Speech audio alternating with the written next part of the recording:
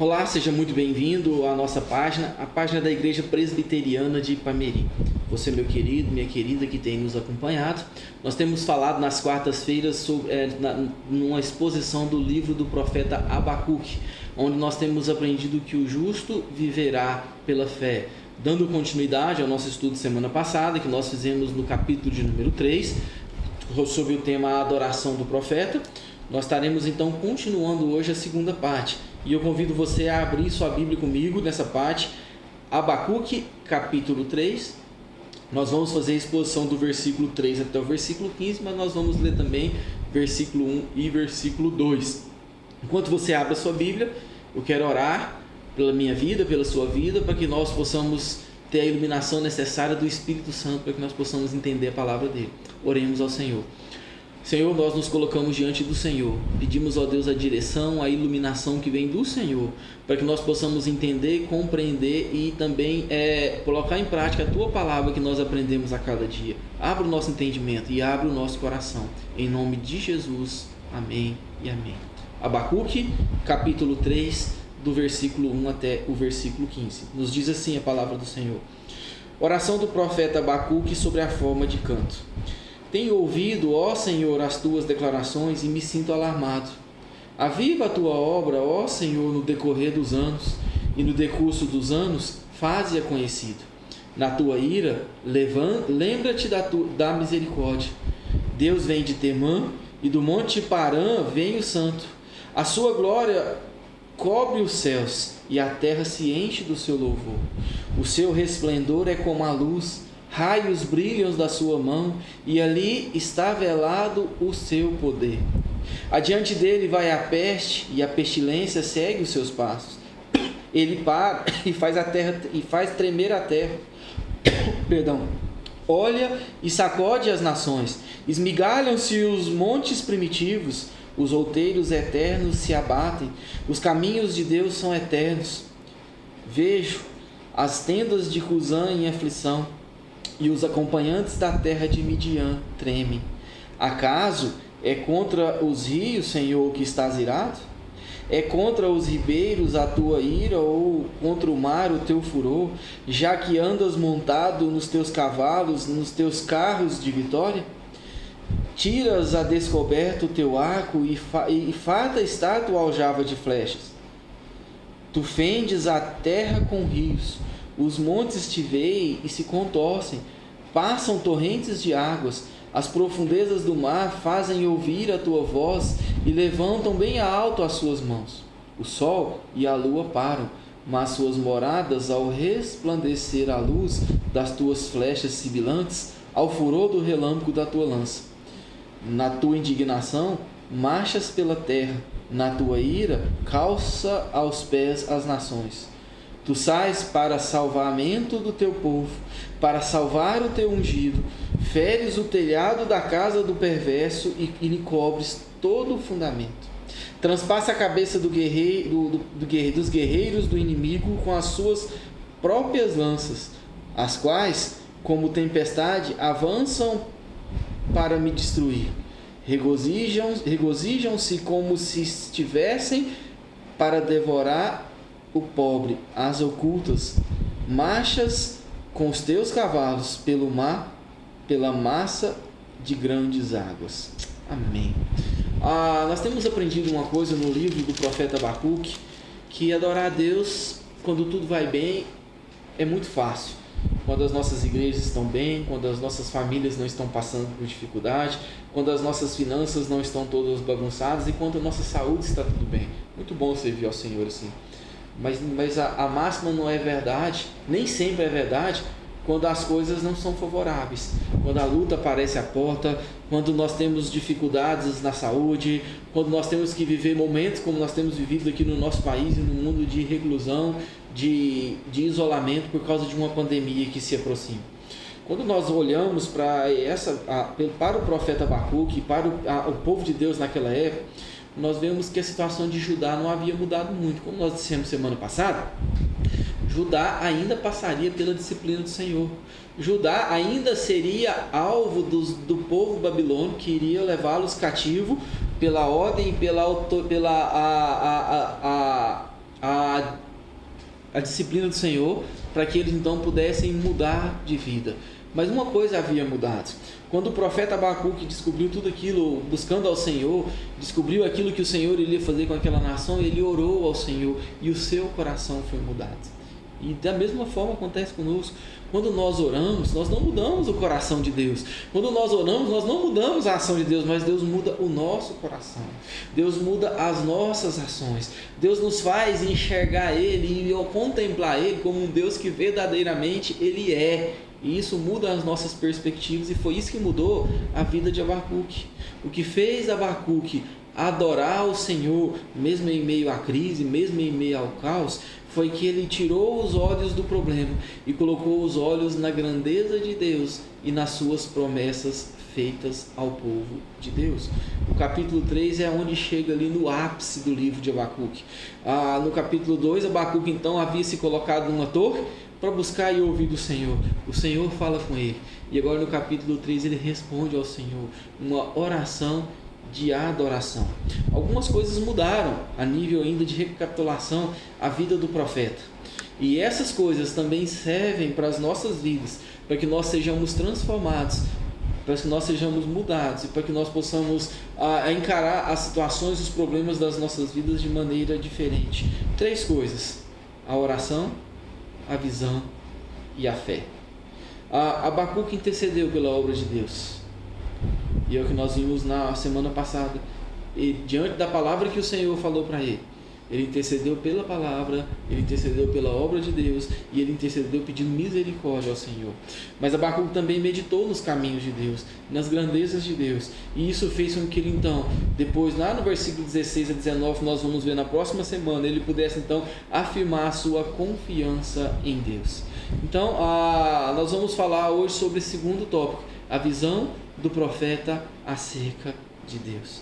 Se tem uma coisa que nós aprendemos na Escritura, é que Deus revela a sua grandeza na criação, nas Escrituras e na história. Aliás, se você quer saber um pouco mais sobre a forma com que Deus fala através da história, na nossa página tem um estudo sobre o profeta Zedequias, sobre o rei Zedequias, onde nós falamos que é preciso buscar Deus com discernimento. E ali nós falamos de discernimento histórico, porque Deus fala através da história. E se nós tivermos um olhar crítico para ver isso, nós podemos então contemplar a glória de Deus, independente da situação que eu e você esteja vivenciando aí. O profeta, em uma forma de cântico, ele narra os poderosos feitos de Deus na história de Israel. Se você acompanhar comigo, primeiramente, a partir do versículo 3 ao versículo 5, o profeta narra o esplendor de Deus. O Monte Parã é um outro nome para toda a península do Sinai, ou o próprio Monte Sinai. E Temã era normalmente identificado como sendo Edom. Quando Abacuque levanta esse cântico aqui e começa a falar desse período, e ele cita aqui Parã e também Temã, ele está rememorando, está trazendo à memória a marcha de Israel no Sinai para a terra prometida. Olha que coisa maravilhosa. Isso me faz lembrar de Jeremias, quando ele lá em Lamentações diz que quero trazer à memória aquilo que me traz esperança. Abacuque então trouxe à memória aquele período em que o povo caminhou dali do Sinai até a terra prometida, da forma com que Deus cuidou, da forma com que Deus agiu maravilhosamente, soberanamente e poderosamente com aquele povo. Se você olhar esses três primeiros versículos, versículo 3, versículo 4 e versículo 5, todo o cântico revela a glória de Deus. Primeiramente, versículo 3, ele chama Deus de santo. Algo que ele já havia feito lá no capítulo 1, versículo 12, quando o Senhor então fala com ele que ele iria usar a Babilônia como disciplina ao povo. Então ele apela para a santidade de Deus, ele fala: não és tu desde a eternidade, ó Senhor, meu Deus, ó meu santo. Ele chama o Senhor de santo. Em segundo lugar, quando ele fala aqui que a glória do Senhor cobre os céus, ainda aqui no versículo 3, penso eu que talvez seja um gozo antecipado ou um antigozo daquilo que Deus já havia falado com ele no capítulo 2, versículo 14, que a terra se encheria de toda a glória do Senhor. E ele já estava experimentando aquilo, mesmo que ainda não havia acontecido. Ele estava experimentando aquela glória, que um dia toda a terra seria manifesta e cheia da glória do Senhor. Olha que coisa maravilhosa. Nós também temos que aprender a olhar e contemplar aquilo que o Senhor não só está fazendo, mas aquilo que Ele vai fazer. A palavra do Senhor nos fala que nós somos peregrinos aqui.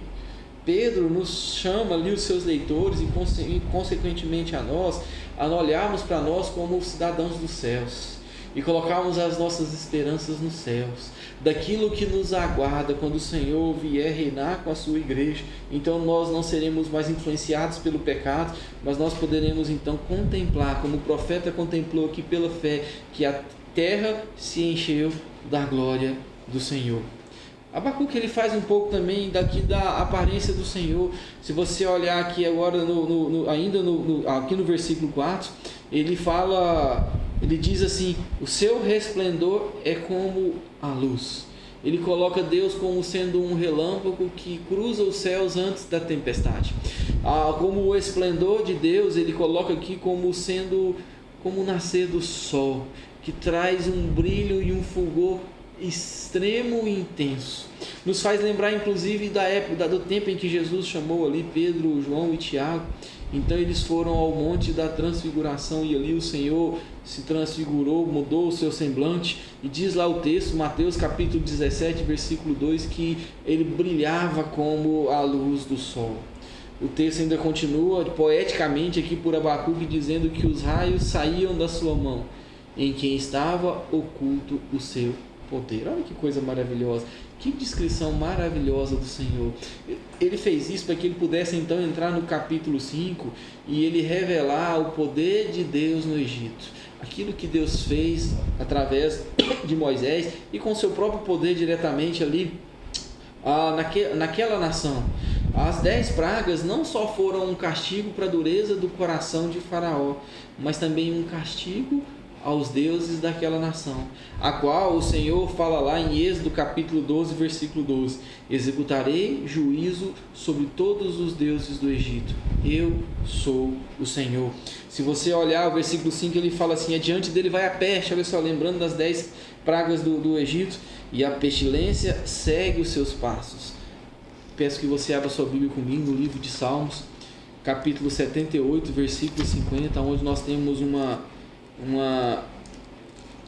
prévia sobre isso. Salmo 78, versículo 50, onde ele usa exatamente essa linguagem, se referindo às pragas do Egito. Salmo 78, versículo 50, o Salmo nos fala assim: deu livre curso à sua ira, não poupou da morte as almas deles, mas entregou-lhes a vida à pestilência.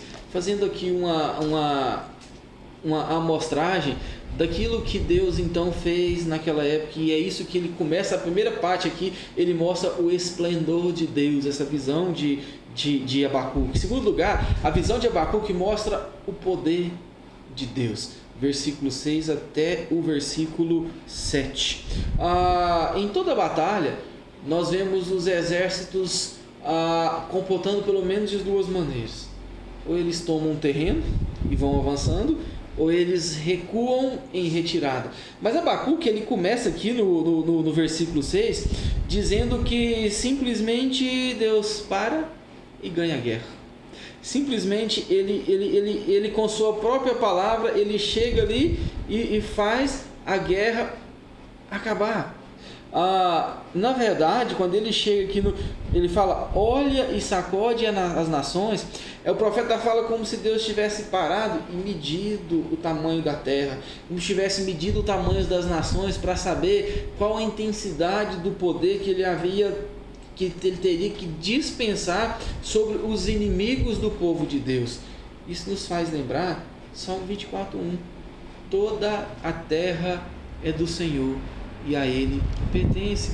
Tudo é dele, a terra é do Senhor, e Ele age e faz a situação da forma que Ele quer e da maneira que Ele quer. As nações que ele cita aqui, entre Cusã e Midian, eram as nações entre o Egito e Canaã.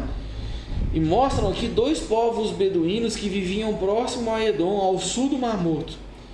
Quando essas duas nações tomaram conhecimento da libertação de Israel do Egito, esses dois povos ficaram atemorizados.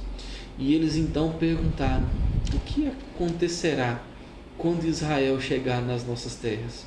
Porque eles viram o Deus a quem Israel estava servindo, aquele que tirou com mão poderosa o povo do Egito, aquele que abriu o mar vermelho e que estava conduzindo o povo dele no meio do deserto, com uma nuvem durante o dia, tirando um pouco do calor, trazendo um pouco de ânimo, e com uma coluna de fogo durante a noite, espantando os animais, iluminando todo aquele arraial. Não é a primeira vez aqui, não é a única vez que Deus coloca medo nas nações que estavam ali para ser invadidos por Israel.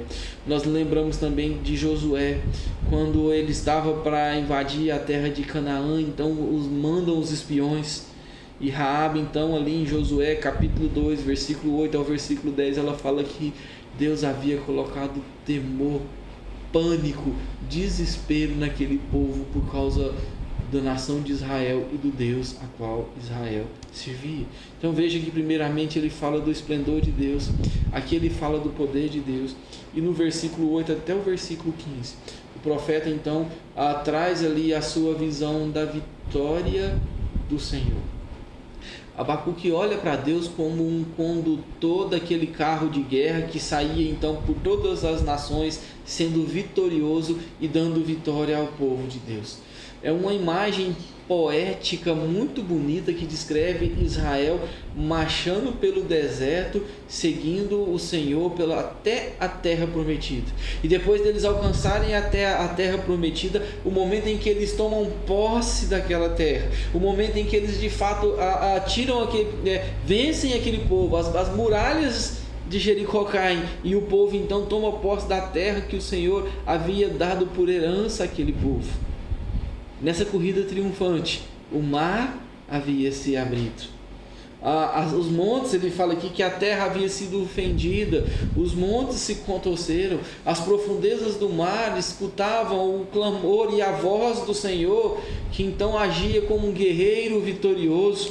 E quando o Senhor então passava ali, era como se toda a terra parasse, os céus, o mar parasse para ver o Deus passar com o seu povo, e que todo o fulgor da glória de Deus então ocultasse até o próprio esplendor do céu.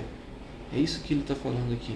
No versículo 10, ele então descreve o momento da vitória de Débora e Baraque sobre Sísera, que era o comandante do rei inimigo naquela época. Você vai ver isso em Juízes capítulo 4 e capítulo 5. Naquela época, quando uma súbita tempestade transformou um campo de batalha num pântano e inutilizou completamente aqueles 900 carros de Sísera que estavam então para destruir todo o povo de Israel. E aquele comandante do exército foi morto. Deus os livrou. Em Abacuque 3, versículo 11 aqui, nós temos então ele falando assim: o sol e a lua pararam nas suas moradas ao resplendor da luz das tuas flechas semelhantes ao fulgor do relâmpago da tua lança. É uma maneira poética que Abacuque então lembra do momento lá com a luta de Josué, em que Deus então, em que o dia foi prorrogado para que Josué tivesse mais tempo para ter a vitória absoluta diante dos seus inimigos. Josué orou, o sol parou, a lua parou, o dia se estendeu, e Deus então deu vitória ao povo dele por meio de Josué.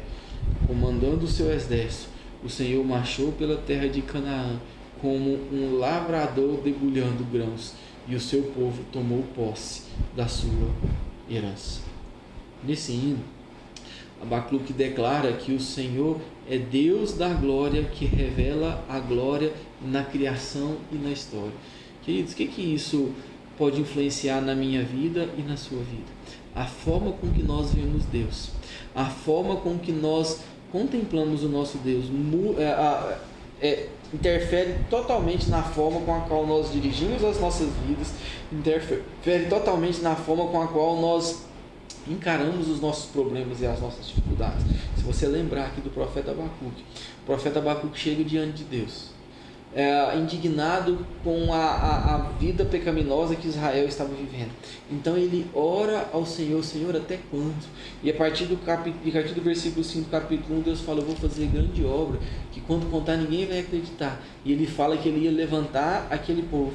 Então Abacuque fica atordoado com aquilo, começa a orar, buscar o Senhor, clama inclusive pela obra do Senhor. Ele tinha medo que o templo fosse destruído, que o povo parasse de adorar o Senhor. Então Deus mostra essa forma maravilhosa, Deus mostra para ele a visão do seu esplendor, Deus mostra para ele a visão do seu poder, Deus mostra para ele a extensão da sua vitória. Então ele começa a olhar por toda aquela situação, não olhando para o problema, mas olhando para o Deus que ele serve.